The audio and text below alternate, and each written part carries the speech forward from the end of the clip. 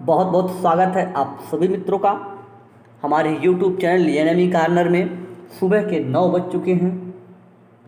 आप जुड़ चुके हैं हमारे YouTube चैनल एनिमी कॉर्नर से। आपके साथ आज हम जिस टॉपिक पे बात कर रहे हैं, इसके पहले भी हमारी बात चल ही रही थी उसी टॉपिक पे।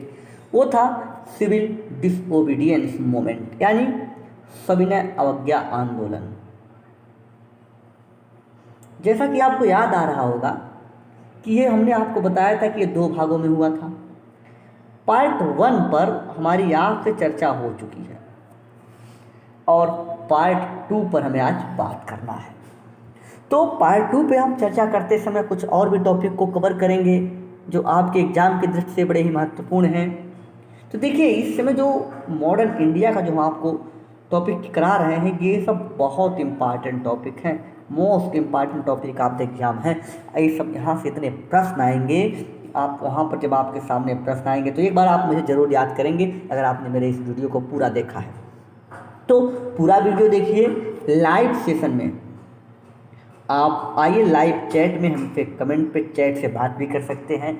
आपको बराबर हमारी टीम की तरफ से रिप्लाई किया जाता है और हम देख रहे हैं कुछ लोग रेगुलर आ रहे हैं, बड़ी अच्छी बात है।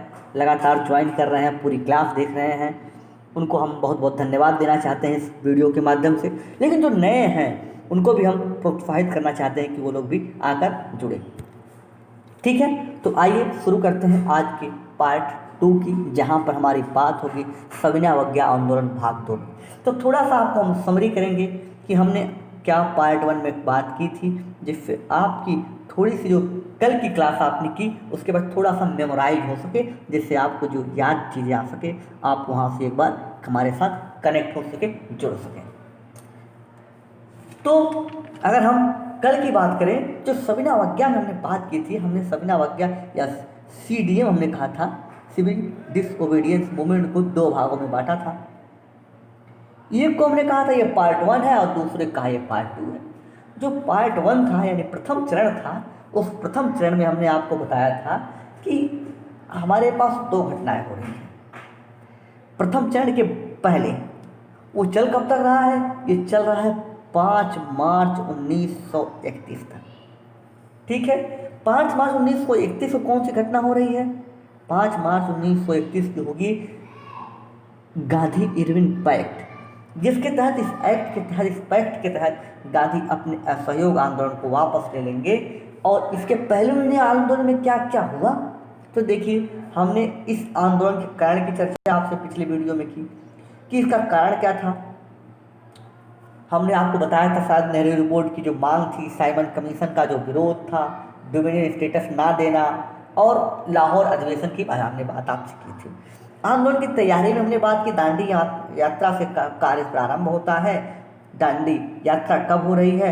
12 मार्च 1930 की बात है और 78 अनुयायियों के साथ महात्मा गांधी 240 माइल यात्रा करते हैं 24 दिन में और सूरत होते हुए दांडी पहुंचते हैं। वहां पर नमक कानून तोड़कर इस सविनय अवज्ञा का प्रारंभ करते हैं।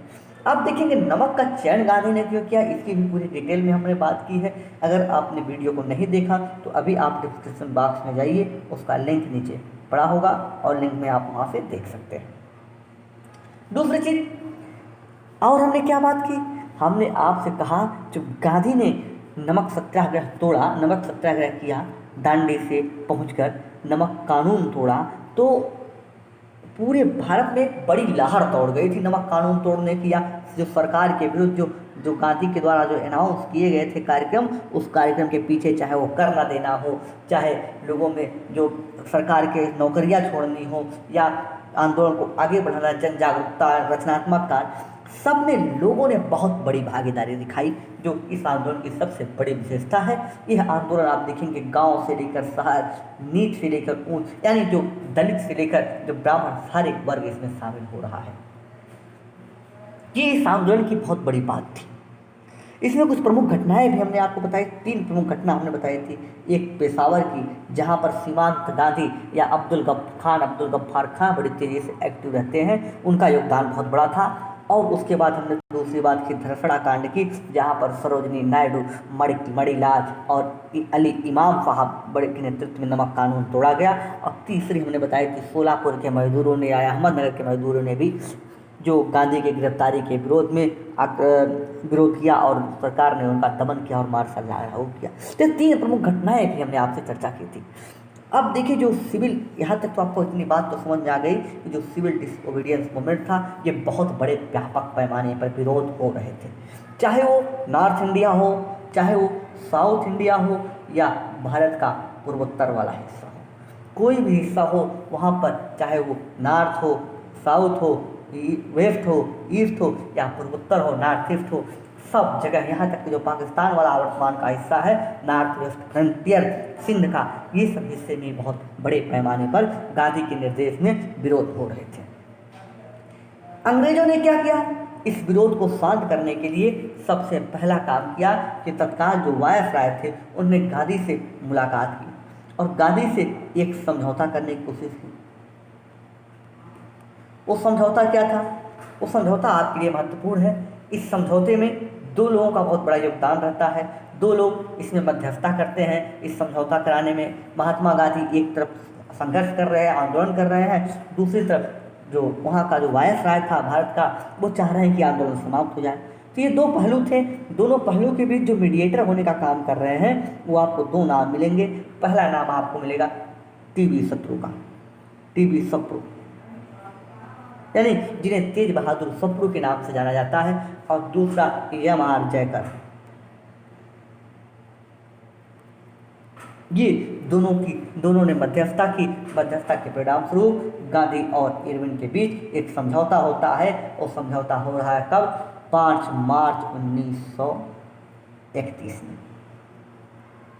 5 मार्च 1931 को एक समझौता हो रहा है। इस समझौते में कुछ शर्तें रखी गई, उस शर्तों की भी हम आपसे बात करेंगे। देखिए, सबसे पहले महात्मा गांधी ने कुछ शर्तें रखी इरविन के सामने। महात्मा गांधी ने जो शर्तें रखी, उन शर्तों में पहला क्या था, और उन शर्तों को, मेजर शर्तों को भी मानना पड़ा। अच्छा, एक चीज़ और आपको ही क्लियर कर दें कि हमारे कुछ क्रांतिकारी भाई बहन जो हैं वो अक्सर पूछते हैं कि महात्मा गांधी ने भगत सिंह को क्यों नहीं बचाया। ये बहुत ही ज्वलंत इशू है, बार बार लोगों के प्रश्न आते हैं, इसको ही हम चर्चा कर देना चाहते हैं कि महात्मा गांधी ने अपनी किताब स्वराज में लिखा कि हमने भगत सिंह को बचाने के लिए 3 बार वायसराय को अर्जी दी है, लेकिन और 3 बार अर्जी में उन्होंने क्या कहा कि हम चाहते हैं कि भगत सिंह की जो सज़ा है, जो फांसी की सज़ा है, इसे उम्र कैद में बदल दिया जाए। लेकिन तत्कालीन वायसराय इस बात से सहमत नहीं थे और उन्होंने इस बात को, गांधी को नकार दिया, गांधी की इस बात को। तो जो हमारे भाई बहन जिन्होंने कहीं से सुना है, पढ़ा तो कहीं नहीं हुआ, ये मेरी गारंटी है, क्योंकि ये बात कहीं लिखी ही नहीं गई है कि गांधी ने भगत सिंह को बचाया ही नहीं। ये बात कहीं नहीं लिखी गई है। कहीं से आपने सुना हो, चाहे कुछ जो पत्रकार कहते हैं कि व्हाट्सएप यूनिवर्सिटी से सुना हो या कहीं से सुना हो, तो वो जो ये बात कहते हैं, जो सुने हैं, जो जानते हैं कि महात्मा गांधी चाहते तो भगत सिंह को बचा लेते। महात्मा गांधी ने अपना भरसक पूरा प्रयास किया कि भगत सिंह को बचाया जाए, और अंततः वो असफल रहते हैं। तो अब आप यही समझ लीजिए, गांधी इरविन पैक्ट में उन्हें शामिल क्यों नहीं किया गया इस बात को। गांधी ने इसके पहले ही 3 बार लेटर लिखकर मांग की कि भगत सिंह को, जो भगत सिंह जिन्हें फांसी की सज़ा हुई है, खास करके आप देखेंगे जो लेबर डिस्प्यूट एक्ट था, ट्रेड डिस्प्यूट एक्ट था, उसके विरुद्ध जो बम फेंका था उन्होंने, उसके विरुद्ध, तो इसके लिए उन्हें क्या किया गया, फांसी की सज़ा दी गई। ये चाह रहे तो उन्हें उम्र कैद दे दिया जाए, लेकिन इसके लिए अंग्रेज बिल्कुल तैयार नहीं हुए। एक सिरे से गांधी की मांग को पूरी तरह से अंग्रेजों ने नकार दिया। तो अब गांधी ये बात खुद स्वीकार कर रहे हैं, हमने कहीं और से नहीं बात। अब गांधी का हिंद स्वराज आप पढ़ेंगे तो हिंद स्वराज में यह बात उन्होंने खुद लिखी है कि हमने भगत सिंह को बचाने के लिए 3 बार अर्जी दी, लेकिन तीनों बार अंग्रेजों ने मानी नहीं। तो अब आइए गांधी इरविन पैक्ट की हम बात करते हैं। ये महात्मा गांधी की इमेज है, ये इरविन की इमेज है, ठीक है। आइए तो देखेंगे, जब आंदोलन जोरों पर था, बहुत तेजी से आंदोलन प्रसार हो रहा था, तेज बहादुर सप्रू और एम.आर. जयकर ने मध्यस्थता के मध्य से एक पैक्ट साइन होता है, जिस पैक्ट में इरविन ने गांधी की कुछ मांगों को स्वीकार किया। कौन कौन सी? पहली मांग गांधी की ये थी कि जो समुद्र तटीय लोग हैं, जो समुद्र के किनारे जो बरसों से, पिछले कई युगों से या कह लें जो कई कालों से, मध्यकाल, प्राचीन काल से नमक बनाते चले आ रहे हैं, उनको नमक बनाने का अधिकार हो। इस बात को इरविन ने स्वीकार किया कि जो समुद्र के किनारे हैं उन्हें नमक बनाने का अधिकार होगा, वो अपना नमक बना सकते हैं। दूसरी मांग गांधी ने की, वो पूरी की गई। दूसरी गांधी की कौन सी मांग पूरी की गई कि जितने राजनीतिक बंदी हैं, राजनीतिक कैदी जितने हैं, आपराधिक कैदी की बात नहीं की गई, राजनीतिक कैदी की बात की गई। जितने राजनीतिक कैदी हैं उनकी रिहाई की जाए, और रिहाई के साथ ही साथ जिन्होंने, जितने कैदियों ने या जितने भी आंदोलन में भाग लेने वाले थे, जिनकी नौकरियां सरकार ने नौकरियां छोड़कर आंदोलन में भाग लिए थे, उन सभी को नौकरी दी जाए। लेकिन शर्त इरविन ने रखी, अगर वो नौकरी किसी अन्य को नहीं दी गई है तो वो रखेंगे। 3 चीज़ें आपको बात हो गई, पहली, दूसरी और तीसरी। आज चौथी शर्त की बात करते हैं कि गांधी की चौथी शर्त को कौन सा उन्होंने मांगा, कि उन्हें कहा कि जो लगान है, जो लगान, जिनके लगान अभी तक नहीं वसूले गए हैं, उन जो लगान वसूले नहीं गए उनके ऋणों की माफ़ी की जाएगी। एक 5वीं शर्त इन्होंने कबूल की। 5वीं क्या कही कि जो इस आंदोलन, जो दमन करते समय जितने लोगों की जो संपत्ति जब्त कर ली गई थी, उन सबकी संपत्ति को सरकार वापस करेगी। और 6वीं, ये 6 चीज़ें वो स्वीकार करते हैं। 6वीं क्या है, 6 नंबर पे इरविन ने स्वीकार किया कि लोगों को शांतिपूर्ण धरना देने का अधिकार होगा, कहीं पर भी शांतिपूर्ण धरना दे सकते हैं। अच्छा, इतनी बातें इरविन तो मानी, लेकिन गांधी ने कौन सी शर्त स्वीकार की? गांधी ने 2 शर्त स्वीकार की। पहला, उनसे कहा क्या कि आप जो सविनय अवज्ञा आंदोलन है, इस आंदोलन को वापस लेंगे। पहली शर्त उन्होंने ये रखी, और गांधी ने कहा ठीक है, अगर आप इतने शर्त स्वीकार करते हैं, हम आपके सविनय अवज्ञा आंदोलन अपना वापस लेते हैं। दूसरी शर्त क्या रखी उन्होंने? कहा कि जो राउंड टेबल कॉन्फ्रेंस होगा, इस कॉन्फ्रेंस में आप भाग लेंगे, यानी गोलमेज सम्मेलन में आप हिस्सा लेंगे। अब देखिए, 1931 तक एक गोलमेज सम्मेलन हो चुका था जिसमें कांग्रेस ने भाग नहीं लिया था, वो 1930 में हो चुका है। तो गांधी ने इरविन की इन शर्तों को भी स्वीकार कर लिया कि ठीक है। गांधी के पास 2 शर्त स्वीकार किए, क्या कि वो सीडीएम, सिविल डिसोबीडियंस मूवमेंट को रोकेंगे, और दूसरी शर्त कि वो गोलमेज सम्मेलन में भाग लेंगे। इसके तहत देखेंगे, इसी तरह जो गांधी का जो सीडीएम का पार्ट 1 था, ये पार्ट 1 यहीं पर आंदोलन रुक जाता है। इसके बाद गांधी द्वितीय गोलमेज सम्मेलन में भाग लेने लंदन चले जाते हैं। इतनी बातें अगर स्पष्ट हो तो आइए थोड़ी सी हम तीनों जो गोलमेज सम्मेलन हुए हैं एक साथ इनकी चर्चा करना उसे समझते हैं। तीनों एक बार चर्चा कर लेंगे, फिर हम बता देंगे इनके बीच बीच में कौन सी घटनाएं घटित हुई हैं। ठीक है, तो सबसे पहले पहला गोलमेज सम्मेलन, फर्स्ट राउंड टेबल कॉन्फ्रेंस की बात कर ले। ये हुआ था 12 नवंबर 1930 में। 12 नवंबर 1930 से लेकर 12 जनवरी 1931 के बीच में राउंड टेबल कॉन्फ्रेंस हो रहा है। इसकी विशेषता क्या थी? इसका उद्घाटन किया था जॉर्ज पंचम ने। जो राउंड टेबल कॉन्फ्रेंस पहला गोलमेज सम्मेलन है, इसका उद्घाटन किया था जॉर्ज पंचम ने। अध्यक्ष कौन थे? अध्यक्ष उस समय वर्तमान के ब्रिटेन के प्रधानमंत्री, जिन्हें बोलते हैं रैमजे मैकडोनाल्ड, इन्होंने अध्यक्षता की थी।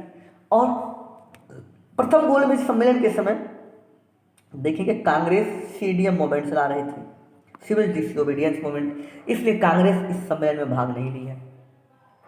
लेकिन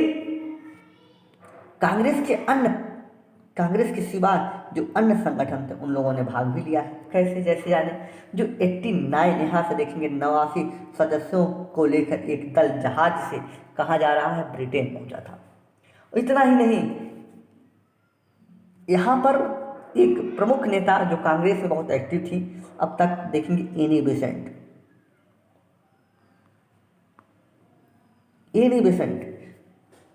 ने अपने निजी खर्चों पे इस राउंड टेबल सम्मेलन में भाग लिया था, राउंड टेबल कॉन्फ्रेंस में भाग लिया था। ध्यान रखेंगे, अपने निजी खर्चे पे भाग लेने वाली वो पहली महिला थी राउंड टेबल कॉन्फ्रेंस में। तो ये पहले फर्स्ट राउंड टेबल कॉन्फ्रेंस की बात हमने की जिसको जानना आपके महत्वपूर्ण था। मुख्यतः 3-4 चीज़ें हैं जो हमारी पहली नज़र में आपको समझना होगा। पहला कि ये 1930 में हुआ। दूसरी चीज़, इसमें जानना अध्यक्ष मैकडोनाल्ड थे और उद्घाटन जॉर्ज पंचम ने किया था। तीसरी सबसे महत्वपूर्ण चीज़, कांग्रेस ने इसमें पार्टिसिपेट नहीं किया था। सदस्य 89 लोग यहाँ से गए थे, ये उतना महत्वपूर्ण नहीं है, कांग्रेस बड़ा महत्वपूर्ण हिस्सा है। और एनी बेसेंट, कि एनी जो बेसेंट हैं इन्होंने अपने निजी खर्चे से इस राउंड टेबल कॉन्फ्रेंस में भाग लिया था। भारत से और कोई गया था? जी हाँ, अन्य नामों में अगर आप देखेंगे तो सबसे पहले आपको बता दें कि बी आर अम्बेडकर और तेज बहादुर सप्रू, ये 2 लोग हर गोलमेज सम्मेलन में हिस्सा ले रहे हैं। क्यों? क्योंकि इनकी एक अलग पार्टी है, इसकी भी आप अभी हम चर्चा करेंगे। ठीक है, आगे चलिए अब बात कर ले यहीं पर सेकंड राउंड टेबल कॉन्फ्रेंस की। ये सेकंड है। अच्छा, जब हमने बताया फर्स्ट राउंड टेबल कॉन्फ्रेंस चल रहा था तो कांग्रेस के भाग लेने का नया कारण क्या था कि सीडीएम मूवमेंट चला रही थी, सिविल डिसओबीडियंस मूवमेंट चल रहा था। अब पहले और दूसरे के बीच में एक इवेंट होता है, वो कौन सा है? गांधी इरविन पैक्ट, जिसमें गांधी ने स्वीकार किया कि कांग्रेस अब गोलमेज सम्मेलन में भाग लेगी। इसी वजह से कांग्रेस को देखेंगे कि वो सेकंड राउंड टेबल कॉन्फ्रेंस में वो भाग लेती है। ओके, तो आइए अब द्वितीय गोलमेज सम्मेलन में भाग बताते हैं। अब यहाँ तक आपने समझा कि कांग्रेस ने पहले गोलमेज सम्मेलन में भाग क्यों नहीं लिया, और दूसरी चीज़ भी आपको यहाँ समझ में आ गई कि दूसरे गोलमेज सम्मेलन में कांग्रेस क्यों भाग लेगी। क्यों? क्योंकि इवेंट पैक्ट हो चुका है अब तक। अब आइए गांधी, महात्मा गांधी एकमात्र व्यक्ति थे जिन्होंने कांग्रेस की ओर से भाग लिया था। लेकिन क्या ये ऐसे ही चले गए थे? नहीं, आप देखेंगे कि पहले कांग्रेस की तरफ से भेजने के लिए यमे अंसारी को भेजा जा रहा था। कांग्रेस का प्रतिनिधि बनाकर यमे अंसारी को भेजा जा रहा था, लेकिन अंग्रेज इस बात से सहमत नहीं थे। क्यों? क्योंकि वो जानते थे, वो समझते थे इस बात को कि अगर यमे अंसारी कांग्रेस के प्रतिनिधि बनकर आ रहे हैं और फिर गांधी कहीं कहते हैं कि नहीं, हम फिर भी अपनी बात नहीं रख पाए, गांधी की बात नहीं माने, तो गांधी फिर एक बड़ा आंदोलन कहीं शुरू ना कर दें हमें फुसलाकर। इसलिए वो तैयार नहीं थे बिल्कुल। वो कह रहे थे कि गांधी ही आएंगे राउंड टेबल कॉन्फ्रेंस में। इस बात को गांधी ने स्वीकार किया कि ठीक है, हम ही आएंगे, और Mahatma Gandhi round table conference में जाते हैं क्या? इनके जाने का भी प्रश्न पूछ लिया जाता है, भाई ध्यान रखिएगा। पूछा जाता है कि किस जहाज से गए थे, तो जिस जहाज से गए थे उस जहाज का नाम था SS राजपुताना। SS राजपुताना जहाज से इंग्लैंड गए थे, और वो रुके कहाँ थे? तो ये आगे का प्रश्न हो सकता है, जब जहाज का पूछ लिया तो रुकने का पूछ ले। तो रुकने का हमने खोज के रखा है, कहाँ पे वो रुके थे? किंग्से हॉल में। किंग्से हॉल एक हॉल था जिसका नाम था किंग्स ए हॉल, वहाँ पर महात्मा गांधी रात रुके थे, फिर अगले दिन वो सम्मेलन में भाग लेने गए थे। ठीक है, इतनी बातें स्पष्ट। अब देखेंगे पहली बात, जब पहला गोलमेज सम्मेलन हो रहा था तो आपको पता है कि वायसराय इरविन था, लेकिन जो द्वितीय गोलमेज सम्मेलन हो रहा है, इस वार्ता के दौरान जो इरविन था, इरविन को वायसराय के पद से हटा दिया गया। नया वायसराय बनाया गया किसे? विलिंगटन को नया वायसराय बना दिया गया यहाँ पर। और क्या किया गया? और जो भारत का सचिव है उसे बना दिया किसे? सैमुअल्स को भारत का सचिव बनाया गया और वायसराय बनाया गया विलिंगटन को। यह द्वितीय राउंड टेबल कॉन्फ्रेंस की बात थी। अच्छा, और क्या हुआ यहाँ पर? महात्मा गांधी गए और रुके, SS राजपुताना से पहुँचे वहाँ पर, किंग्स हॉल में रुके, लेकिन कॉन्फ्रेंस में क्या हुआ ये तो नहीं बताया। बताते हैं बिल्कुल।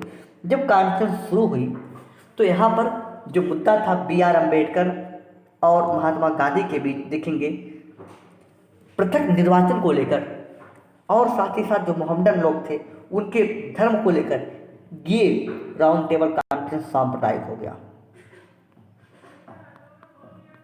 इसे कह सकते हैं सांप्रदायिकता की भेंट चढ़ गया ये राउंड टेबल कॉन्फ्रेंस, और जिसकी वजह से ये राउंड टेबल कॉन्फ्रेंस असफल हो गया। तो गांधी यहाँ से जब वापस आते हैं तो बड़ी पूरी निराशा से वो वापस आते हैं। उन्होंने कहा कि मैं खाली हाथ जरूर आया हूँ लेकिन मैं निराश नहीं हूँ। मैं खाली हाथ जरूर आया हूँ। जब लोगों ने गांधी का स्वागत करने के लिए तटों पर पहुंचे कि गांधी कुछ सौगात लेके आए होंगे भारतीयों के लिए, तो गांधी ने कहा कि मैं ब्रिटेन से खाली हाथ जरूर आया हूँ लेकिन मैं निराश नहीं हूँ, हताश नहीं हूँ, मैं इसका बदला लूँगा। फिर गांधी क्या करते हैं, फिर गांधी ने सोचा कि अब सीडीएम पार्ट 2 चलाएंगे, यानी सिविल डिसओबीडियंस मूवमेंट पार्ट 2 चलाएंगे। और गांधी ने यह ठान लिया कि अब हम स्टार्ट करेंगे सविनय अवज्ञा आंदोलन पुनः। क्यों? क्योंकि उनकी किसी बात को उन्होंने स्वीकार नहीं किया। तो किस मतलब से हम राउंड टेबल कॉन्फ्रेंस में भाग लें, क्या मतलब था, कोई इम्पॉर्टेंस तो होना चाहिए। महात्मा गांधी आते हैं भारत में आने के बाद वो फिर लग जाते हैं जनता को इकट्ठा करने में, लोगों को तैयार करने में। और इसी बीच आप देखेंगे वो क्या कर रहे हैं, राउंड टेबल कॉन्फ्रेंस के बाद सविनय अवज्ञा आंदोलन फिर शुरू कर रहे हैं। लेकिन आप, चूँकि हमने आपसे प्रॉमिस किया था कि हम आपको तीनों राउंड टेबल कॉन्फ्रेंस पहले करा लेंगे, उसके बाद फिर आगे बढ़ेंगे। तो ये सेकंड राउंड टेबल कॉन्फ्रेंस तक की बात खत्म हो गई। इवेंट भी बता दिया क्या हो रहा है। अच्छा, और क्या हो रहा है, जब गांधी वहां पर राउंड टेबल कॉन्फ्रेंस के बाद निराश होकर सीडीएम 2 स्टार्ट करेंगे, तो यहाँ पर देखेंगे एक चीज और होगा। जो अंग्रेज के प्रधानमंत्री थे, अंग्रेजों के या ब्रिटेन के प्रधानमंत्री थे मैकडोनाल्ड, उन्होंने सांप्रदायिक अवार्ड प्रस्तुत किया 1932 में। इसके भी आगे हम बात करेंगे, जिसके तहत कहा गया कि अब पृथक निर्वाचन का सिद्धांत केवल मोहम्मदनों पर ही नहीं बल्कि दलितों पर भी लागू होगा। और यही बात चाह रहे थे कौन, अम्बेडकर। तो अम्बेडकर बड़े खुश हुए, लेकिन महात्मा गांधी बड़े निराश हुए। महात्मा गांधी ने हड़ताल करनी शुरू कर दी, भूख हड़ताल शुरू कर दी। और पूना में गांधी और अम्बेडकर के बीच पूना पैक्ट होता है। तो ये देखेंगे, ये जो घटनाएं हुई हैं, पूना पैक्ट, मैकडोनाल्ड अवार्ड और सीडीएम पार्ट 2 का स्टार्ट होना, ये सेकंड राउंड टेबल और थर्ड राउंड टेबल के बीच में हुई है। एक बार फिर आपको 3 राउंड टेबल, क्योंकि आजकल जो प्रश्नों की प्रवृत्ति हो रही है इसमें ये आ गया, जो प्रश्नों की नेचर है वहाँ पे आपसे इवेंट को अरेंजमेंट के लिए दे देते हैं, और जहाँ पे आपको समस्या बहुत होती है, तो इसलिए आपको ये चीज़ें बहुत स्पष्ट कर रहे हैं। तो देखिए, पहला जो राउंड टेबल हुआ और दूसरे राउंड टेबल के बीच कौन सी घटना हुई, पहला राउंड टेबल और दूसरे राउंड टेबल के बीच घटना कौन सी हुई, और दूसरे और तीसरे राउंड टेबल के बीच क्या घटित हो रहा है, ये आपको यही समझ लेना होगा। यहाँ पर पहले और दूसरे के बीच हो रहा है Gandhi Irwin pact, GI pact. Gandhi Irwin pact हो रहा है, गांधी और इरविन के बीच समझौता हो रहा है। ये पहले और दूसरे के बीच की घटना है, ध्यान रखिएगा। दूसरे और तीसरे के बीच कौन कौन सी घटना है, दूसरे और तीसरे के बीच 3 प्रमुख घटनाएं हैं कि सीडीएम का जो सिविल डिसओबीडियंस था, इस मूवमेंट का समाप्त होना। अच्छा, एक चीज और देख लें, गांधी इरविन पैक्ट जब हुआ इसके बाद सिविल डिसओबीडियंस मूवमेंट समाप्त हो गया था। ये 2 घटनाएं आप देख लें, और वो दूसरे और तीसरे के बीच सीडीएम 2 स्टार्ट होता है, ये पहली घटना। दूसरी घटना क्या है, जो मैकडोनाल्ड अवार्ड था ये आता है दूसरे और तीसरे के बीच। और तीसरी घटना क्या हो रही है, पूना पैक्ट हो रहा है गांधी और अंबेडकर के बीच। तो ये 3 घटनाएं आप देखेंगे सेकंड गोलमेज सम्मेलन और थर्ड गोलमेज सम्मेलन के बीच हो रही है। एकदम क्लियर होगा। इस चीज़ के अगर प्रश्न आपको आ जाएगा यहाँ से लेकर अरेंजमेंट को लेकर, तो आप बड़े आसानी से कर लेंगे, ऐसा मेरा मानना है। और मैं गलत नहीं हूँ तो नो डाउट आप करके दिखा सकते हैं, अपनी अपनी कॉपी में कर लीजिएगा। ठीक है, आइए आगे चलते हैं यहाँ से। तो हमने बात की, अच्छा हमारी बात अभी तृतीय गोलमेज सम्मेलन पे नहीं हो पाई थी, प्रथम और दूसरे गोलमेज सम्मेलन पर हमने बात कर ली।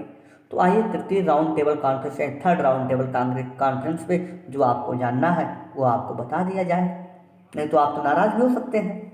ठीक है, आइए देखिए। और दोस्तों जितने लोग जुड़े हैं हमारे चैनल से, प्लीज आप लोग लाइक करते रहिए सेशन को। ठीक है, आइए तृतीय गोलमेज सम्मेलन की बात कर लें। तृतीय गोलमेज सम्मेलन में टोटल 46 प्रतिनिधियों ने भाग लिया, पहली बात। दूसरी बात आप देखेंगे, इसमें भी कांग्रेस ने पार्टिसिपेट नहीं किया है। और क्या, हर बार की तरह जो हर कॉन्फ्रेंस में जा रहे थे, टीवी सप्रू और बीआर अम्बेडकर, ये इस बार में भी शामिल हो रहे हैं। और एक चीज और आपको जानना होगा यहाँ पर, क्या कि आप देखेंगे यहाँ पर जो बी आर अम्बेडकर थे, ये अपनी इनकी खुद की पार्टी थी जिसका नाम था इंडिपेंडेंट लेबर। इस पार्टी की तरफ से गए थे। और टीबी सप्रू किससे की तरह गए थे? टीबी सप्रू गए थे, इनकी पार्टी थी लिबरल पार्टी, इसके तहत गए थे। और इसी तृतीय राउंड टेबल सम्मेलन में आप देखेंगे 1935 का एक्ट है, इस एक्ट का खाका खींचा गया, ड्राफ्ट तैयार किया गया कि कैसा भारत होगा, कैसे भारत में सुधार किए जाएंगे। अब ये हुआ कब था? ये हुआ था 17 नवंबर 1932 से लेकर 24 दिसंबर 1932 के बीच में। ये तीनों राउंड टेबल कॉन्फ्रेंस की विशेषता थी। नोट में एक चीज और नोट कर लीजिएगा कि सेकंड राउंड टेबल कॉन्फ्रेंस में एक डिटेल हमने आपको नहीं बताई है कि जो सरोजिनी नायडू हैं, सरोजिनी नायडू और प्लस मदन मोहन मालवीय, ये लोग भी सेकंड राउंड टेबल कॉन्फ्रेंस में भाग लिए थे, लेकिन कांग्रेस की तरफ से नहीं गए थे, हिंदू महासभा की तरफ से नहीं गए थे, बल्कि ये स्वयं के खर्चे से गए थे, अपने खर्चे के साथ गए थे। ये थी तीनों राउंड टेबल कॉन्फ्रेंस की विशेषताएं, डिटेल, जहां से आपको प्रश्न पूछे जा सकते हैं।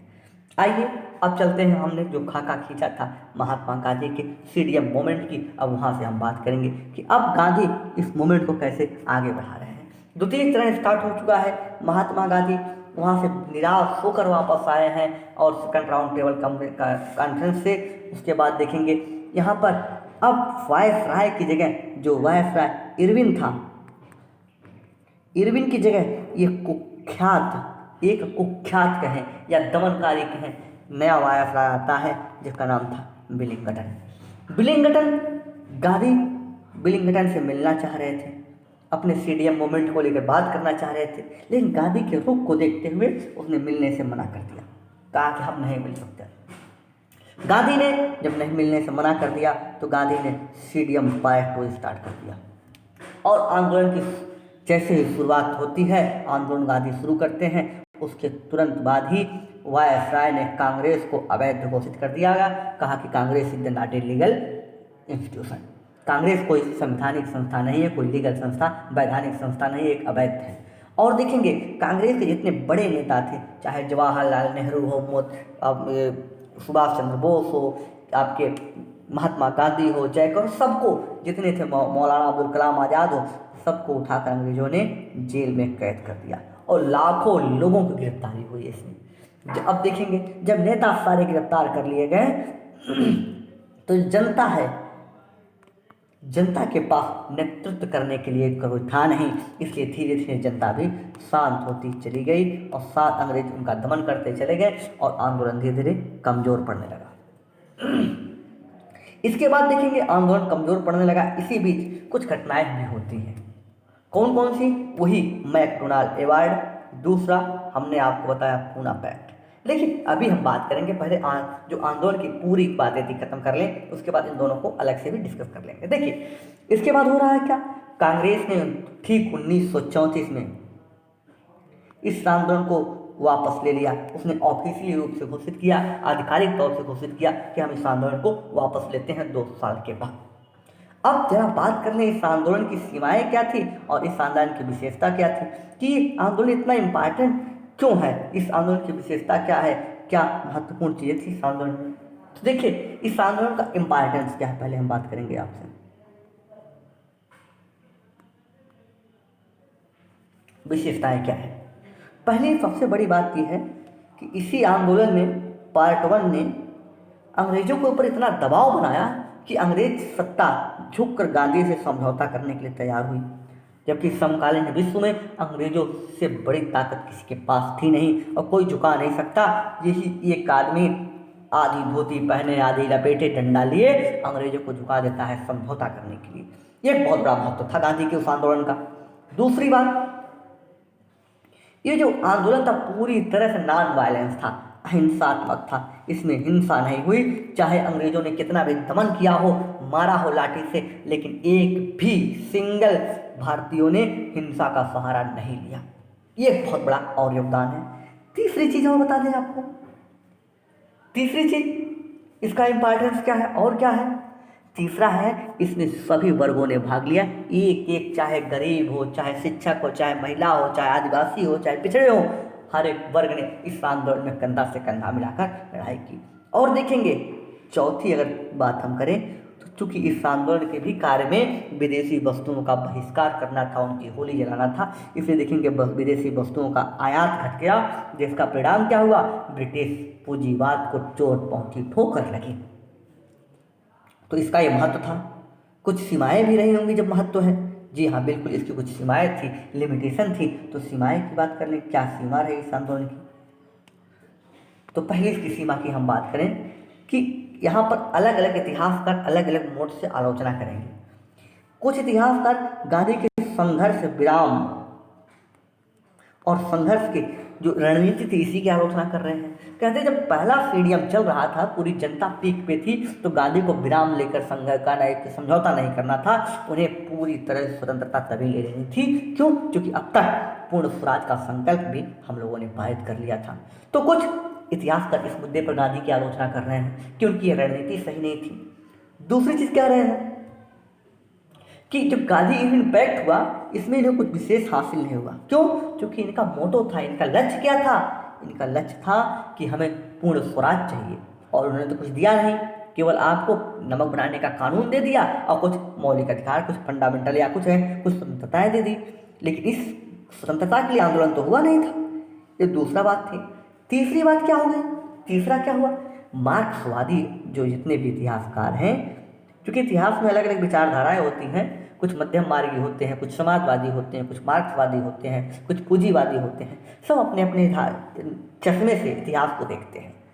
तो सबका अगर इतिहास का व्यू पढ़ेंगे या किसी एक का पढ़ेंगे तो आप उसी तरह का व्यू ही झुका हुआ रहेगा। हमेशा इतिहास को पढ़ने के लिए जो मध्यम मार्ग वाला इतिहास लिखा गया है, जैसे बिपिन चंद्रा हो गए, इन सब का अगर आप पढ़ेंगे तो आपको यह व्यू मिलेगा। मार्क्सवादी इतिहासकार भी मिलेंगे आपको ऐसे पूंजीवादी भी इतिहासकार मिलेंगे जो पूंजीवाद को केंद्र बनाकर ही इतिहास को देखते हैं। तो हर इतिहासकार आपको मिलेंगे भारत में। तो मार्क्सवादी इतिहास क्या कहते हैं कि जो महात्मा गांधी थे, यह बुर्जुआ जो पूंजीपति वर्ग है उनका संरक्षण करते थे। जैसे ही देखते थे कि जनता अब बहुत ज़्यादा काबू हो गई है, बेकाबू हो गई है और पूंजीवादियों को समाप्त कर देगी, महात्मा गांधी आंदोलन को वापसी ले लेते थे। और यही काम महात्मा गांधी ने किया, ऐसा उनका मानना है। ये मैं नहीं कह रहा हूँ, रमेश चंद्र का बात नहीं है, ये बात है मार्क्सवादियों की। ठीक है, तो ये इस आंदोलन की सीमाएं भी अंग्रेजों के तहत जो आंदोलन था उसमें आप देखेंगे कुछ जो महात्मा गांधी का आंदोलन था, इसमें कुछ सीमाएं भी लोगों के इतिहासकारों ने निकाली हैं। महत्व भी आपने समझा। अब तक आपने क्या समझ लिया है, हमने सीडीएम के पार्ट 1 और पार्ट 2 की बात कर ली है, दोनों की बात की, इसकी प्रक्रिया में क्या क्या होगा कारण की बात की, इसमें क्या क्या घटनाएं घटी इसकी बात की, कुछ इम्पॉर्टेंट सिग्निफिकेंस की बात की, और साथ ही साथ इसकी लिमिटेशन की बात की। इतनी बात आपने कर ली। इसके बीच में कुछ चुटपुट घटनाएं और बची थी, उनकी भी हम बात कर लेते हैं अपने ही पर। देखेंगे इसी बीच में आता है क्या, ये है ब्रिटेन के प्रधानमंत्री। नाम क्या है, नाम आपको हमने बताया रैमजे मैकडोनाल्ड। ये है रैमजे मैकडोनाल्ड। इन्होंने एक पंचाट भेजा या एक अवार्ड भेजा, और उसे कॉमनल अवार्ड के नाम से जानते हैं, सांप्रदायिक अवार्ड के नाम से जानते हैं। ये कौन है, ये है ब्रिटेन के पीएम प्रधानमंत्री, और इन्होंने भेजा जब सीडीएम 2 शुरू होता है, जैसे ही स्टार्ट हो रहा है सेकंड राउंड टेबल कॉन्फ्रेंस के बाद ही इनका उद्देश्य था कि चूंकि अब तक सीडीएम पार्ट 1 में आपने देखा होगा कि जो आंदोलन में हिंदू, मुस्लिम, सिख, ईसाई सब लोग बड़े व्यापक क्षेत्र में शामिल थे। तो इन्होंने सोचा कि फूट डालो राज करो की नीति के तहत कि कैसे इनमें फूट डाला जाए, कैसे इनमें बांटा जाए इन लोगों में। इसके पहले ही उन्होंने एक चीज़ और दे दिया था, पृथक निर्वाचन दे दिया था मुसलमानों के लिए। अब नंबर था कि हिंदुओं में बंटवारा किया जाए। कैसे, अब तक तो जो दो वर्ग थी, दो जातियाँ थी, एक हिंदू और एक मुस्लिम, इन दोनों के बीच में दरार डालने का काम कर दिया था। कैसे, पृथक निर्वाचन की सहायता से।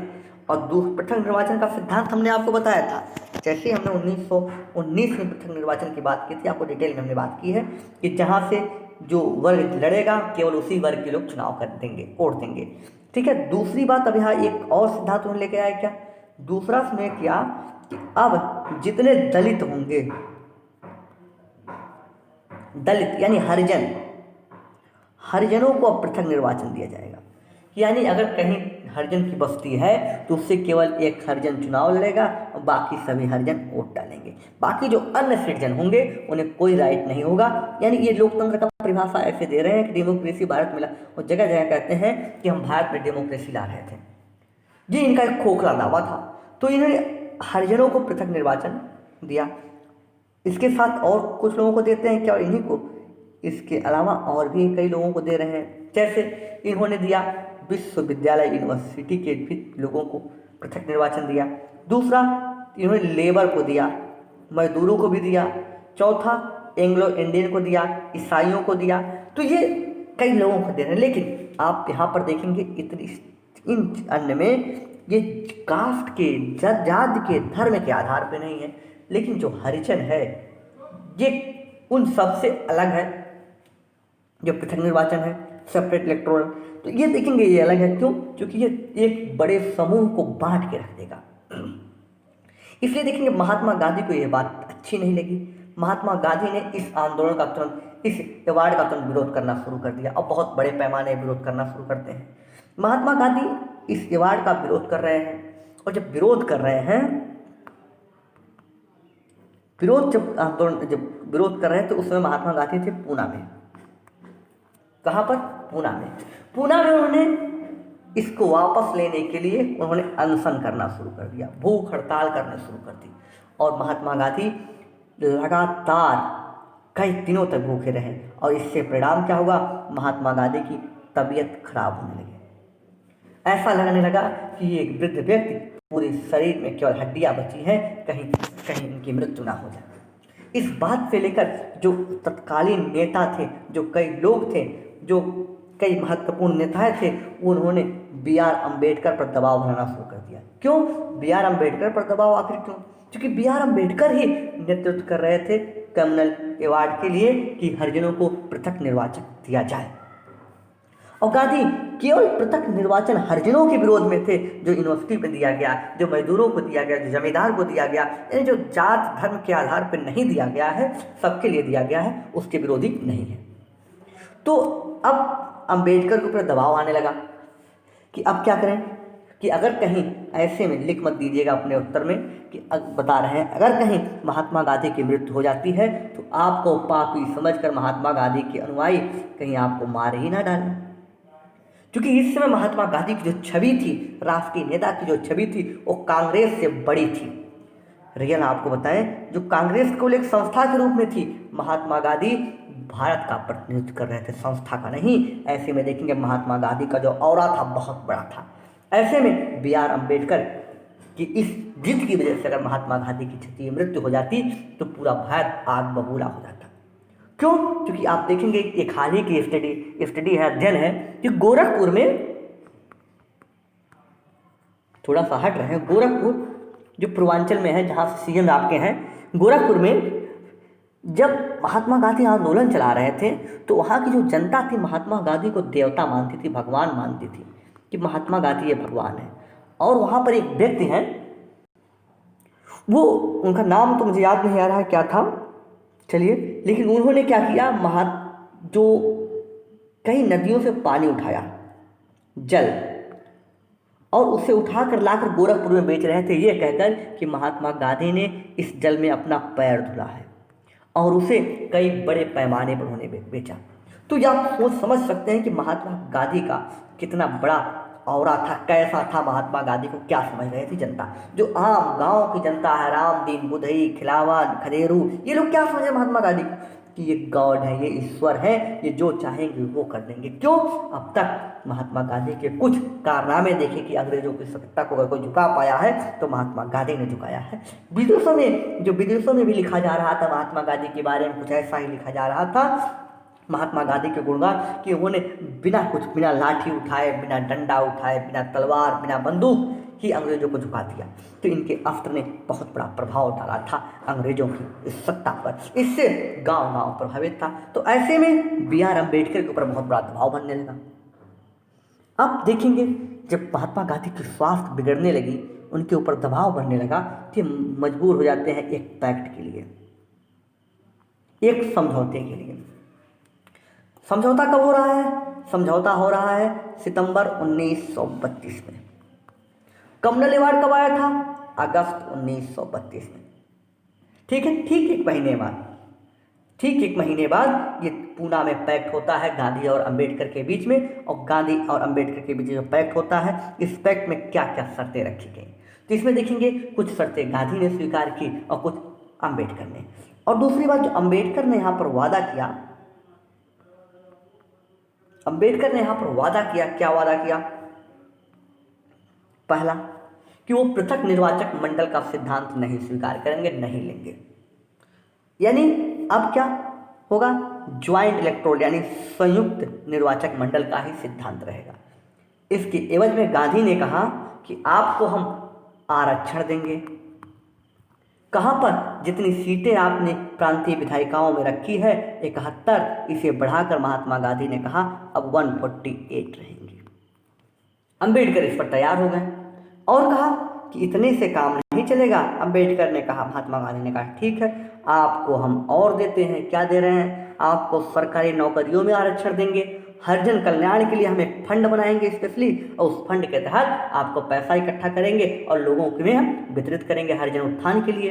रचनात्मक कार्य करेंगे, सार्वजनिक स्थानों पर हम प्रवेश देंगे। इस बात से बहुत प्रभावित हुए, बहुत प्रभाव पड़ा। उन्होंने कहा ठीक है। इन दोनों के बीच ये पैक्ट होता है। ये पैक्ट हो रहा 1932 में। यहीं पर आप देखेंगे महात्मा गांधी का जो अप्रोच है और बी आर अम्बेडकर का अप्रोच आपको समझ में आएगा। महात्मा गांधी चाह रहे थे जो हरिजन का उत्थान हो वो हिंदू धर्म के तहत हो। हिंदू धर्म के तहत, इसका मतलब क्या है? हिंदू धर्म के तहत। और बी आर अम्बेडकर चाह रहे थे कि जब तक हरिजनों को एक अलग धर्म नहीं दे दिया जाएगा, एक अलग पहचान नहीं दे दी जाएगी, तब तक इनमें जो ब्राह्मणवादी मानसिकता है वो इनका कल्याण करने नहीं देगी। इन दोनों के अप्रोच में यही अंतर था और दोनों इसी बात पर अडिग थे। और इसीलिए ये चाह रहे थे पृथक निर्वाचक मंडल आए, और महात्मा गांधी चाह रहे थे नहीं, पृथक निर्वाचक मंडल ना हो, बल्कि इनके उत्थान, इनके हरिजन कल्याण के लिए हम अलग से एफर्ट करें, इसके द्वारा हम इसे सही करें। तो ये दोनों के अप्रोच में अंतर था, दोनों की बातों में अलग अंतर था। इसकी काफ़ी डिटेल में हमने बात जब महात्मा गांधी की philosophy, Gandhi and philosophy part 2 में हमने चर्चा की है, और उन्हीं पर हमने आपसे गांधी वर्सेस सुभाष की बहुत डिटेल में चर्चा की है। तो आज की वीडियो में इतना ही दोस्तों। आइए, चूँकि समय हो चुका है 9 बजकर, आप देख रहे होंगे 44 मिनट हमारी घड़ी में हो चुके हैं। काफ़ी लंबा समय है, लगभग 45-44 मिनट की डिस्कशन हमारे साथ आपकी हो चुकी है जो बिना रुके हुआ है। तो आइए एक बार पीपीटी देख लेते हैं, फिर हम अपनी वाणी को देंगे विराम। देखिए, सबसे पहले पीपीटी में गांधी इरविन पैक्ट की हमने आपसे बात की थी कि हमें जो चर्चा करनी हो क्या थी, गांधी इरविन पैक्ट का। गांधी इरविन पैक्ट जब चर्चा हो रही थी तो हमने बताया कि आंदोलन जोरों पर था और तेज बहादुर सप्रू और जयकर ने मध्यस्थता की। गांधी और इरविन के बीच एक पैक्ट होता है जिसमें शर्त रखी गई गांधी ने कि वो समुद्र किनारे नमक बना सकते हैं, भारतीय राजनीतिक बंदियों की रिहाई करेंगे, अब तक ना वसूले गए ऋणों की माफ़ी कर देंगे और जब्त की गई जो संपत्ति है उस संपत्ति को वापस करेंगे। और क्या कहा कि जो भारतीय होंगे ये शांतिपूर्ण धरना आप दे सकते हैं कहीं पर, चाहे ताड़ी की दुकानों पर, चाहे शराब की दुकानों पर, कहीं धरना देना चाहते हैं ये दे देंगे। इतनी शर्त स्वीकार की सरकार ने या इरविन ने। और देखेंगे, और जब ये पैक्ट साइन हो रहा था, सरोजिनी नायडू ने कहा कि 2 महात्माओं का साइन है। आप देखेंगे जो इरविन था, वायसराय इरविन, ये थोड़ा सा स्वभाव से नरम था। इसी के बाद जो आएगा विलिंगटन, वो आपको हमने बताया बड़ा ही क्रूर था। इसके बाद क्या हो रहा है? गांधी ने क्या स्वीकार किया? गांधी ने कहा कि हम सविनावज्ञा वापस लेंगे और गोलमेज सम्मेलन में भाग लेंगे। इसके पहले फर्स्ट राउंड टेबल कॉन्फ्रेंस हो चुका था। ठीक है, इतनी बातें आपसे आगे। फिर पहला गोलमेज सम्मेलन होता है। पहला गोलमेज सम्मेलन की हमने बात कर दी, क्या था? 12 नवंबर 1930 में हुआ था और 1931 जनवरी 1931 तक चला था। और प्रथम गोलमेज सम्मेलन में आपको हमने बताया कि इसका उद्घाटन जॉर्ज पंचम ने किया था, अध्यक्ष थे रैमजे मैकडोनाल्ड। कांग्रेस ने इसमें भाग नहीं लिया था, क्यों? क्योंकि इस समय भारत में सीडीएम मूवमेंट चल रहा था। इसमें जो वाइस राय था इरविन था, इसकी बात की यहाँ पे 89 सदस्य 89 मेंबर जहाज से इंग्लैंड गए थे। एनी बेसेंट इसमें निजी खर्चे से शामिल हुई थी। इसके बाद गांधी ने जब इरविन पैक्ट के बाद स्वीकार किया था, तो उन्होंने क्या किया, इस राउंड टेबल कॉन्फ्रेंस में भाग लेने के लिए चयन किया किनका, एम ए अंसारी का। लेकिन अंग्रेज इस बात से सहमत नहीं हुए। वो चाह रहे थे कि इस सम्मेलन में भाग महात्मा गांधी स्वयं ले, और महात्मा गांधी एकमात्र ऐसे व्यक्ति थे जो राउंड टेबल कॉन्फ्रेंस में गए और हिस्सा लिया। कैसे गए? एस राजपुताना जहाज से गए और रुके थे किंग्स हॉल में, ठीक है। और एक चीज और आपको समझ लेना यहीं पे होगा कि जब देखेंगे, जब ये जो राउंड टेबल कॉन्फ्रेंस हो रहा है, इसमें दो नाम, एक सरोजिनी नायडू का और एक मदन मोहन मालवीय का, ये दोनों अपने निजी खर्चे से यहाँ पर शामिल हो रहे हैं। और जब ये कॉन्फ्रेंस चल रहा था, तो ये देखेंगे ये कॉन्फ्रेंस सांप्रदायिक समस्या का शिकार हो जाता है और इस कारण से ये फेल हो जाता है। ये हमने आपको बताया कि कौन सा सांप्रदायिक इशू था, इसकी बात की। और इसी राउंड टेबल की वार्ता के दौरान यहाँ के जो वायसराय है भारत की, उस वायसराय को विलिंगटन को बनाया जाता है, और जो सचिव है वो सैमुअल होर को बना दिया जाता है। इतनी बातें अगर आपको याद आ रही हो तो ठीक है, फिर हम आगे चलने के लिए तैयार हैं। अब जो पहला राउंड टेबल और दूसरा राउंड टेबल के बीच जो कुछ घटनाएं घटी, वो था मैकडोनाल्ड अवार्ड और पूना पैक्ट। इसकी बात कर लें तो इसकी बात अभी हम अगले वीडियो में करेंगे, अगले पार्ट में करेंगे, अगले आगे स्लाइड में करेंगे। लेकिन इसके पहले हमें बात करनी थी तृतीय राउंड टेबल कॉन्फ्रेंस को हम समाप्त कर लेते हैं, जैसा कि हमने आप पे चर्चा की थी। इसमें 46 प्रतिनिधियों ने भाग लिया था। कांग्रेस इसमें भाग नहीं ली थी, क्यों? क्योंकि गांधी इस समय फिर सीडीएम मूवमेंट स्टार्ट कर चुके थे। 1935 के एक्ट का खाका यहाँ खींचा गया, और आप देखेंगे तेज बहादुर सप्रू और बी आर अम्बेडकर ने तीनों गोल में सम्मेलन में भाग लिया, और लिबरल पार्टी की तरफ से गए थे तेज बहादुर सप्रू, और इंडिपेंडेंट लेबर की तरफ से गए थे अम्बेडकर जी। ये तीनों गोल में सम्मेलन में भाग लेने वाले हैं, और तीनों गोल में सम्मेलन के जो अध्यक्ष थे वो रैमजे मैकडोनाल्ड थे। आइए द्वितीय चरण की अब बात की थी हमने आपसे, सीडीएम की, यानी सविनय अवज्ञा आंदोलन के द्वितीय चरण की। गांधी निराश होकर द्वितीय राउंड टेबल कॉन्फ्रेंस से वापस आए थे। वायसराय यहाँ का विलिंगटन था, और उसे हटाकर एक दमनकारी वायसराय लाया गया जिसका नाम था विलिंगटन, और जो इसके पहले वायसराय था वो इरविन था। जवान हो गई इरविन इसके पहले वायसराय था, अब नया वायसराय विलिंगटन लाया गया जो बड़ा ही दमनकारी था। गांधी जी इससे मिलना चाह रहे थे, परंतु वायसराय ने मना कर दिया। अब गांधी मजबूर हो गए कि सीडीएम 2 स्टार्ट किया जाए। आंदोलन की तैयारी होती है। महात्मा गांधी जैसे ही आंदोलन शुरू करते हैं, विलिंगटन ने कांग्रेस को अवैध घोषित कर दिया, और जितने भी कद्दावर नेता थे, बड़े नेता, सबको उठाकर जेल में बंद कर दिया भूसा की तरह। जनता की भागीदारी अब की बार वैसी नहीं रही। क्यों नहीं रही? क्योंकि सारे नेता गिरफ्तार कर लिए गए हैं, और धीरे धीरे आंदोलन नेतृत्व विहीन हो जाता है, लीडर नहीं रहते हैं, और धीरे धीरे आंदोलन कमजोर हो जाता है। 1934 में आकर कांग्रेस ने इस आंदोलन को स्वयं से आधिकारिक रूप से घोषित किया और वापस ले लिया। इतनी बात हमने। अब इसके बाद हमने जो बात की थी वो हमारी बात हुई थी सीमाओं पर और उसके इम्पोर्टेंस पर। सीमाएं में हमने बताया था कि महात्मा गांधी की संघर्ष विराम आंदोलन की आलोचना करते हैं। क्यों? वो कहते हैं कि कांग्रेस जब इस आंदोलन के तहत जब दबाव बना पाती है, तभी महात्मा गांधी आंदोलन को वापस ले लेते हैं। दूसरी बात हमने आपको बताई थी कि गांधी इरविन पैक्ट में कुछ विशेष मिला नहीं, ऐसा मानना है इतिहासकारों का। क्यों? क्योंकि जिस उद्देश्य से जो इसका ऑब्जेक्टिव था, ऑब्जेक्टिव आपको क्या पता, 1929 का लाहौर कॉन्फ्रेंस जो हुआ था, उसमें कहा गया कि जो कांग्रेस होगी अब वो पूर्ण स्वराज के लिए लड़ेगी, न कि डोमिनियन स्टेटस के लिए। वो तो अंग्रेजों ने कि इस पैक्ट में मिला नहीं, तो अगर मिला नहीं इस पैक्ट में तो क्या सिग्निफिकेंस रहा इसका, ऐसी आलोचना कर रहे हैं इतिहासकार यहाँ पर भी। तीसरी बड़ी आलोचना कर रहे हैं मार्क्सवादी। मार्क्सवादी गांधी को लेकर हमेशा आशंकित रहते हैं। वो गांधी को घोषित करते हैं क्या कि यह पूंजीवादियों का संरक्षक है, और जब भी आंदोलन लगता है कि अब जनता के हाथों में नेतृत्व आ चुका है, आने वाला है, तुरंत गांधी उस आंदोलन को वापस ले लेते हैं जिससे पूंजीवादियों का नुकसान ना हो। ऐसा मार्क्सवादी विचारक मानते हैं। ये अलग अलग विचारधाराओं की अलग अलग आलोचनाएं हैं, ये मेरी नहीं है। महत्व क्या है इसका? महत्व ब्रिटिश सरकार पर दबाव बनाने में आंदोलन बहुत अच्छा काम आगे तक काम सफल रहा, जिसके परिणाम स्वरूप ब्रिटिश सरकार झुककर समझौता करने के लिए तैयार हुई। दूसरी चीज, ये आंदोलन पूर्णतः नॉन वायलेंस का था, प्योर नॉन वायलेंस मूवमेंट था, जिसमें जरा कभी कहीं भी हिंसा का उदाहरण नहीं मिला। अगर हिंसा का उदाहरण मिला है तो अंग्रेजों ने हिंसा करके इनका दमन किया है, उसके सिवा कुछ नहीं। यहाँ पर भारतीयों को इतना अच्छा सपोर्ट मिला, इतना अच्छा साहस देखने को मिला कि उन्होंने अपने आपा को नहीं खोया है, अपने आप पर इतना कंट्रोल रखा है कि उन्होंने आंदोलन को पूरी तरह से अहिंसात्मक अंत तक रखा। सभी वर्गों का इस आंदोलन में सहयोग था, पिछड़े, महिलाओं, सबकी भागीदारी थी। इससे नेशनल मूवमेंट और राष्ट्रवाद को बड़ा ही बढ़ावा मिला। इसके अलावा और क्या महत्व है, ब्रिटिश पूंजीवाद आप जो देख रहे हैं उसको इन्होंने चोट पहुंचाई। क्यों? क्योंकि विदेशी वस्तुओं की जो मांग थी उसमें बहिष्कार किया, और जिसके परिणाम स्वरूप बहुत आयात में कमी हुई, जिसके परिणाम स्वरूप हुआ क्या, उनको चोट पहुंची। इसके बाद हमने बात की थी दो जो इवेंट हमने आपको बताया कि हमने दो इवेंट आपको छोड़ दिया है, वो आपको हमने यहाँ पर चर्चा की थी कि सेकंड राउंड टेबल कॉन्फ्रेंस के बीच दो चीज घटनाएं हो रही थी। एक मैकडोनाल्ड अवार्ड और दूसरा पूना पैक्ट, दोनों ठीक एक महीने के अंदर पर है। एक अगस्त 1932 में हो रहा है, 1 सितंबर 1932 में हो रहा है। तो उसकी हम बात करें, हम आइए देखिए, हमारी आपसे बात करने थी किसने, मैकडोनाल्ड अवार्ड पर।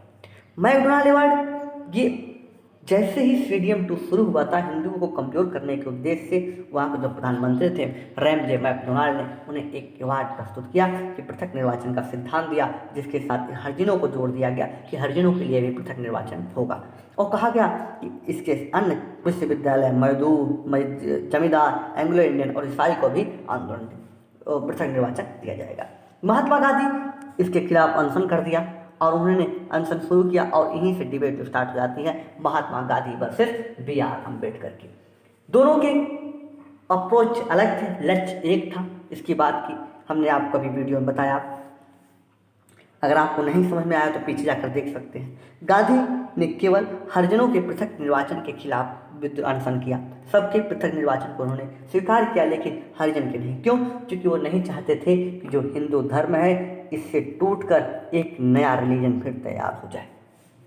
ओके, एक जो दलित नाम की जाति हो सकता है एक नया धर्म बन जाए, हो सकता है कि धार्मिक युद्ध और प्रबल हो जाए और सांप्रदायिकता को इससे और बढ़ावा मिल सकता है। अगर वो जो हरिजन है वो हिंदू धर्म में बने रहें तो ये सांप्रदायिक का इशू समाप्त हो जाएगा। लेकिन B.R. अम्बेडकर ये चाहते थे, उनका क्या तर्क था, वो ये कह रहे थे कि अगर हरिजनों का वास्तविक कल्याण करना है तो जब तक वो हिंदू धर्म में बने रहेंगे तब तक उनकी जो ये स्ट्रक्चर है, ब्राह्मण, क्षत्रिय, वैश्य और शूद्र सबसे नीचे है, ये ऊपर नहीं पहुंच सकता, या ऊपर नहीं पहुंच सकता या इस स्ट्रक्चर में नहीं आ सकता। ब्राह्मण, क्षत्रिय, वैश्य और शूद्र, ये महात्मा गांधी इसी स्ट्रक्चर को लाने के लिए वो चाह रहे थे किसका, जन जागरूकता का सहारा लिया जाए, लोगों को अवेयर किया जाए, सशक्त बनाया जाए, अधिकार दिए जाए। लेकिन अम्बेडकर इस स्ट्रक्चर को लाने के लिए वो पूरी तरह से आमूल चूल परिवर्तन करने के लिए तैयार थे। वो चाह रहे थे कि इन्हें हिंदू धर्म से ही अलग कर दिया जाए। ये दोनों की अप्रोच में अंतर वहाँ पर देखने को मिलता है। और ऐसे में महात्मा गांधी बहुत बड़ा अनशन करते हैं, और अनशन करने से उनकी स्वास्थ्य लगातार बिगड़ने लगता है। ऐसे में अनेक नेताओं ने अम्बेडकर पर दबाव डाला और उनके बीच समझौता होता है। गांधी वर्सेस अम्बेडकर में पूना पैक्ट हो रहा है, और देखेंगे इसे गांधी अम्बेडकर समझौता के नाम से जाना जाता है। सितंबर 1932 में समझौता हो रहा है। गांधी ने कुछ दोनों के बीच में दोनों शर्तें स्वीकार की। अम्बेडकर ने कहा कि हम पृथक निर्वाचन को नहीं लेंगे, लेकिन हमें क्या चाहिए, हमें कुछ रियायतें चाहिए। गांधी ने कहा ठीक है, रियायतें आपको दी जाएंगी। रियायतों में हरिजनों के लिए प्रांतीय विधायिकाओं में सीटें 71 से बढ़ाकर 148 कर दी, और साथ ही साथ सरकारी नौकरियों में उन्होंने आरक्षण दिया, और हरिजन शिक्षा के लिए फंड बनाया, रचनात्मक कार्य किया, और सार्वजनिक स्थलों पर इनके प्रवेश की अनुमति दी, और कहा कि हर जगह अब हरिजनों को प्रवेश दिया जाएगा, अगर उसके खिलाफ कोई कुछ करता है तो कांग्रेस विरोधी कार्य होगा। अब एक चीज और जिसको हमने बताया नहीं कि इसमें साइन किसने किया था। ये प्रश्न आपसे UPSC में कई बार पूछा गया। देखिए, इसमें महात्मा गांधी और अम्बेडकर के बीच समझौता हो रहा है, लेकिन गांधी इस समझौते पर साइन नहीं कर रहे हैं। इसका क्या कारण हो सकता है? इसका एक कारण यह है कि गांधी हिंदू धर्म के नेता नहीं थे, जबकि जो B.R. अम्बेडकर हैं ये दलितों के नेता हैं, अम्बेडकर दलितों के नेता हैं, और जो गांधी हैं ये हिंदू के नहीं हैं, और ये हिंदू और दलित के बीच का विवाद था। तो अम्बेडकर चाह रहे थे कोई ऐसा व्यक्ति साइन करे जो नेता हो, जो उनका लीड कर रहा हो, किसको, जो हिंदू को लीड कर रहा हो। इसी वजह से देखेंगे महात्मा गांधी ने साइन करके महात्मा गांधी के स्थान पर मदन मोहन मालवीय ने साइन किया, जो हिंदू महासभा से थे, जो हिंदू धर्म के नेता माने जाते थे। और किसने साइन किया, देखिए साइन में कौन कौन आ गया, एक आ गया मदन मोहन मालवीय, ट्रिपल एम। दूसरे साइन करता थे B.R. अम्बेडकर एक तरफ से, और तीसरे साइन किया उन्होंने कांग्रेस की तरफ से श्री राजगोपालाचारी। तो ये 3 लोगों ने साइन किया। महात्मा गांधी ने इसमें साइन नहीं किया है। जरा सा दिमाग में कन्फ्यूजन हो एकदम दूर हटा दीजिए, कन्फ्यूजन को निकाल कर बाहर फेंक कर आग लगा दीजिए। ठीक है दोस्तों, तो आज के वीडियो में इतना ही। हमने जो आपसे अब तक चर्चा की थी उसकी पूरी आपसे बात की, एक एक पॉइंट की बात की। तो अगर आपने अभी तक हमारे चैनल को सब्सक्राइब नहीं किया है तो प्लीज़ सब्सक्राइब करें। हमारा चैनल का नाम है NME कार्नर यूट्यूब चैनल। ठीक है दोस्तों, तो आज के वीडियो में जो थी हमने पूरी आपसे बात की, तो आज के वीडियो में इतना ही। रुकेंगे, हमें दीजिए आज्ञा। लगभग आपकी क्लास 9:56 तक चल चुकी है, 57 मिनट तक चल चुकी है, 57 हो चुका है, लंबा टाइम हो चुका है, हम समझ सकते हैं आपकी पीड़ा को। ठीक है दोस्तों, तो दीजिए आज्ञा अपने मित्र रमेश चंद्र को। मिलेंगे आपसे अगले वीडियो में। जय हिंद, जय भारत।